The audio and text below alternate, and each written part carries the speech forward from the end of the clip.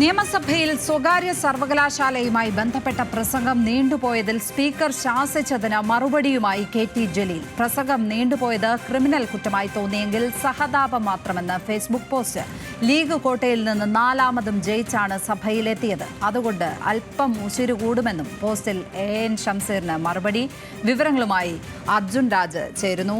Arjun, K T. ജലീലും സ്പീക്കറും തമ്മിലുള്ള അന്നത്തെ വിഷയം വലിയ തോതിൽ വാർത്തയായിരുന്നു. അതിന് പിന്നാലെയാണ് ഇപ്പോൾ കെ.ടി. ജലീൽ ഫേസ്ബുക്ക് പോസ്റ്റുമായി രംഗത്ത് വരുന്നത്. ഈ സ്പീക്കറിന്റെ സമയനിഷ്ഠ അത് പ്രതിപക്ഷത്തിന് മാത്രമല്ല ഭരണപക്ഷത്തിനും തലവേദനയാകുന്നതാണ് നമ്മൾ കാണുന്നതല്ലേ? ലക്ഷ്മി, തീർച്ചയായും അസാധാരണമായിട്ടുള്ള ഒരു നടപടിയാണ് സ്പീക്കറുടെ ഭാഗത്ത് നിന്ന് ഉണ്ടായത്. പ്രത്യേകിച്ച് ഒരു ഭരണകക്ഷി എംഎൽഎയോട് ഇത്രയും കയർത്ത് സ്പീക്കർ സംസാരിക്കുന്നത് സഭയിൽ അത്ര സാധാരണമായിട്ടുള്ള കാര്യമല്ല. അത്രയും രൂക്ഷമായി തന്നെയാണ് ജലീലിനെ വിമർശിച്ചത്. ജലീലിന് പ്രത്യേക പ്രിവിലേജ് പോലും ഇല്ല എന്ന തരത്തിൽ രൂക്ഷമായിട്ടുള്ള വിമർശനമാണ് കഴിഞ്ഞ നിയമസഭാ സമ്മേളനത്തിനിടയ്ക്ക് സ്പീക്കറുടെ ഭാഗത്തുനിന്ന് ഉണ്ടായത്. ഇന്ന് ഫേസ്ബുക്കിൽ ഇട്ട പോസ്റ്റിൽ അതിനുള്ളൊരു മറുപടി ജലീലിന്റെ ഭാഗത്തുനിന്ന് ഉണ്ട്. നിയമസഭയിൽ പ്രസംഗം അല്പം നീണ്ടുപോയി എന്നുള്ളത് വസ്തുതയാണ്. പക്ഷേ അതൊരു ക്രിമിനൽ കുറ്റമായി ആർക്കെങ്കിലും തോന്നുകയാണെങ്കിൽ അവരോട് സഹതപിക്കുകയേ നിർവാഹമുള്ളൂ എന്നാണ് ജലീൽ മറുപടി പറയുന്നത്.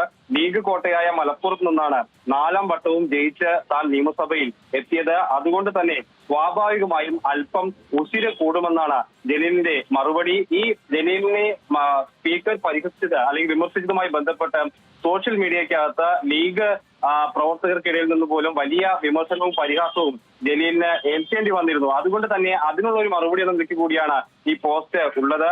മക്കയിൽ ഈന്തപ്പഴം വിൽക്കുന്നവർക്ക് തന്റെ ആ ഉശിര് അത്ര എളുപ്പം പിടികിട്ടില്ല എന്നുകൂടി ജലീല് മറുപടി നൽകുന്നുണ്ട്. ഏതെങ്കിലും തരത്തിൽ ഈ ആ സമയം പ്രസംഗം നീണ്ടുപോയതിൽ ഏതെങ്കിലും തരത്തിൽ അദ്ദേഹത്തിന് പശ്ചാത്താപമില്ല. അതൊരു ഉശിരായിട്ടാണ് കെ.ടി. ജലീൽ കാണുന്നത്. അത് സ്വാഭാവികമായിട്ടുള്ള ഒരു പ്രസംഗമായിരുന്നു. അതിൽ ആർക്കെങ്കിലും ഏതെങ്കിലും തരത്തിൽ കുറ്റം കാണുകയാണെങ്കിൽ അവരോട് സഹതപിക്കാൻ മാത്രമേ തനിക്ക് തോന്നുന്നു എന്നുള്ളത് സ്പീക്കർക്ക് കൂടിയുള്ള തുടരുക.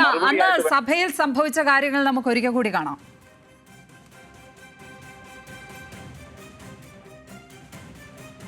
എന്നാണ് എനിക്ക് പറയാനുള്ളത്.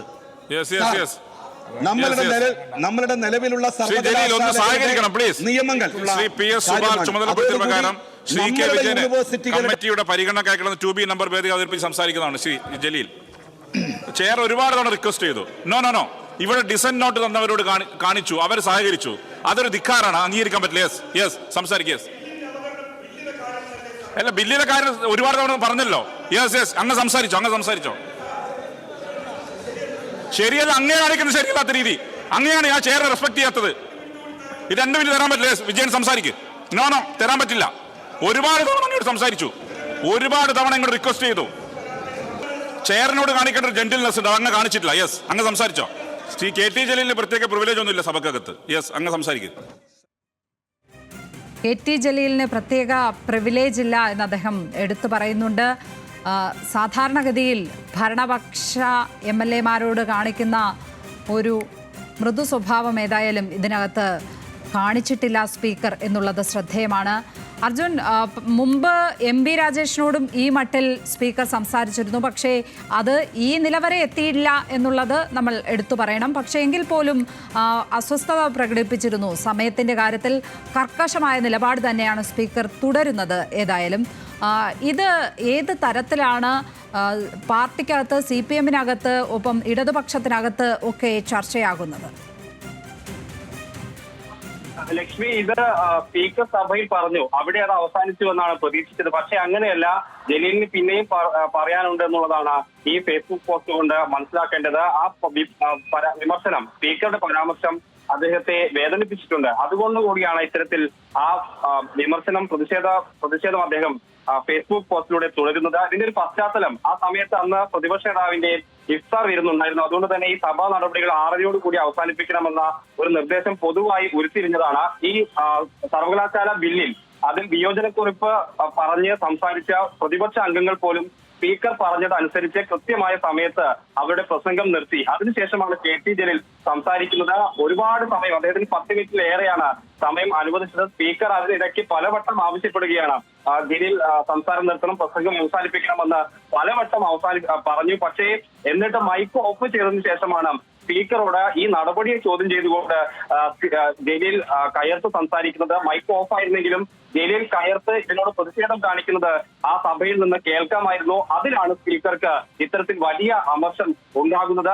അതിനുശേഷമാണ് ജലീൽ മര്യാദ കാണിക്കണം, ഈ ചെയറിനോട് മര്യാദ വിട്ടാണ് ജലീൽ സംസാരിക്കുന്ന രൂക്ഷമായിട്ടുള്ള വിമർശനം സ്പീക്കറുടെ ഭാഗത്ത് ഉണ്ടായത്. എന്ന് മാത്രമല്ല, ജലീലിന് പ്രത്യേക പ്രിവിലേജ് ഇല്ലെന്ന തരത്തിൽ രൂക്ഷമായിട്ടുള്ള വിമർശനം സ്പീക്കറുടെ ഭാഗത്തുനിന്ന് ഉണ്ടായി. അത് സോഷ്യൽ മീഡിയയിൽ അടക്കം ഇപ്പോൾ വലിയ രീതിയിലുള്ള വിമർശനവും പരിഹാസവുമായി ജലീലിന്റെ നേരെ ഉണ്ട്. അതാണ് ഇപ്പോൾ ഇത്തരത്തിലൊരു പോസ്റ്റിടാൻ അദ്ദേഹത്തെ പ്രേരിപ്പിച്ചതെന്ന് വേണം മനസ്സിലാക്കാൻ. അതിനപ്പുറത്തേക്ക് പാർട്ടിയിലോ അല്ലെങ്കിൽ നിയമസഭയ്ക്കകത്തോ അത് പിന്നീട് ചർച്ചയായിരുന്നില്ല. ഇത് സോഷ്യൽ മീഡിയക്കകത്ത് ജലീലിനെതിരായിട്ടുള്ള വിമർശനമായും പരിഹാസമായും ഇപ്പോഴും തുടരുന്നുണ്ട്. പ്രത്യേകിച്ച് ലീഗ് അണികളിൽ നിന്നുള്ള പരിഹാസം ജലീൽ ഏറ്റുവാങ്ങുന്നുണ്ട്. അതിന്റെ കൂടി അടിസ്ഥാനത്തിലാണ് സ്പീക്കർക്ക് മാത്രമായിട്ടല്ല ഈ വിമർശനം എന്ന് മനസ്സിലാക്കണം. 4 വട്ടം ലീഗിന്റെ കോട്ടയായ മലപ്പുറത്ത് നിന്ന് ജയിച്ചു വന്ന ആളാണ്. അത് ലീഗിന് കൂടിയുള്ള മറുപടിയാണ്. അതുകൊണ്ടാണ് തനിക്ക് ഇത്ര ഉശിരെന്നുള്ള ആത്മവിശ്വാസം കൂടി ജലീലിന് ഉണ്ട്. അങ്ങനെ ആ വിമർശനത്തെ ആ രീതിയിൽ ഉൾക്കൊള്ളുകയല്ല, അതിനോടുള്ള പ്രതിഷേധം കൂടി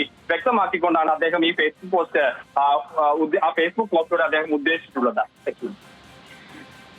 അർജുൻ രാജാണ് തിരുവനന്തപുരത്ത് നിന്ന് വിവരങ്ങൾ പങ്കുവച്ചത്.